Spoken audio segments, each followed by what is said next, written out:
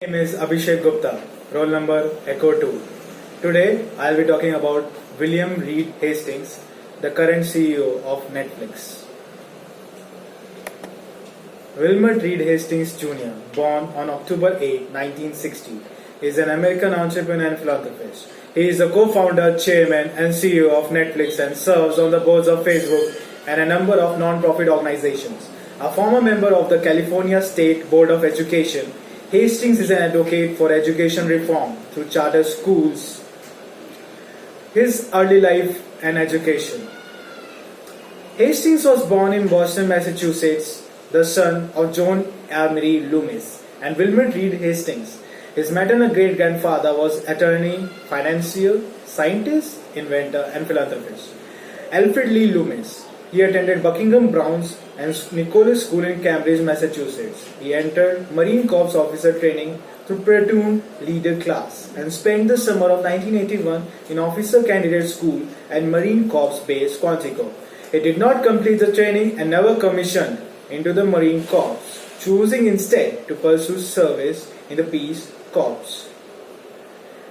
After graduation from Bowdoin College, Hastings joined the Peace Corps out of a combination of service and adventure and went to teach high school math in Swaziland from 1983 to 1985. He credits part of his entrepreneurial spirit to his time in the Peace Corps. Once you have hitchhiked across Africa with 10 buckets in your pocket, starting a business doesn't seem to be intimidating. After returning from Peace Corps, Hastings went on to attend Stanford University. He graduated in 1988 with a master's degree in computer science. Now some aspects of his personal life. Hastings lives in the San Francisco Bay Area. He is married to Patricia Ann Quillen and has 2 children. He was featured in a front page article in USA Today in 1995 posing on his Porsche.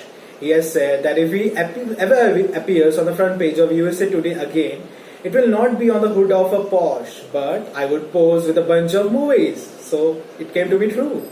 In 2018, Hastings was featured in a podcast series by LinkedIn co-founder Reid Hoffman, Masters of Scale, along with other successful businessmen such as Mark Zuckerberg, John Elkann, and Howard Schultz. He discussed the strategy adopted by Netflix to scale. How he founded Pure Software. Hastings' first job was at Adaptive Technology, where he invented a tool for debugging software. He met Audrey McLean in 1990 when she was CEO at Adaptive Corps. From her, I learned the value of focus. I learned it is better to do one product well than in 2 products in a mediocre way, says Hastings. Hastings left Adaptive Technology in 1991 to found his first company, Pure Software, which produced products to troubleshoot software. The rapidly growing company soon proved challenging for Hastings, as he lacked managerial experience. He stated he had trouble managing with a rapid headcount growth. His engineering background didn't prepare him for the challenges of being a CEO, and he asked his board to replace him, stating he was losing confidence. The board refused, and Hastings says he learned to be a businessman. Pure Software was taken public by Morgan Stanley in 1995. In 1996, Pure Software announced a merger with Atria Software. The merger integrated Pure Software's programs for detecting bugs in software with Atria's tools to manage development of complex software.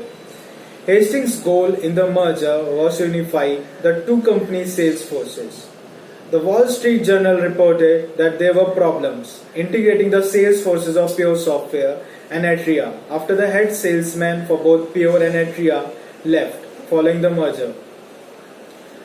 In 1997, the combined company Pure Atria was acquired by Rational Software, which triggered a 42% drop in both companies' stocks after the deal was announced. Hastings was appointed Chief Technical Officer of the combined companies and left soon after the acquisition. After Pure Software, Hastings spent 2 years thinking about how to avoid similar problems at his next startup. Now some aspects of how he founded Netflix. Right. In 1997, Reed Hastings co-founded Netflix, offering flat rate movie rental by mail to customers in the United States. Instead of a pauper catalog, headquartered in Los Gatos, California, Netflix has amassed a collection of 100,000 titles and over 100 million subscribers. Hastings had the idea for Netflix after his company was acquired. I had a big late fee for Apollo 13. It was 6 weeks late and I owed the video store $40. I had misplaced the cassette. It was all my fault.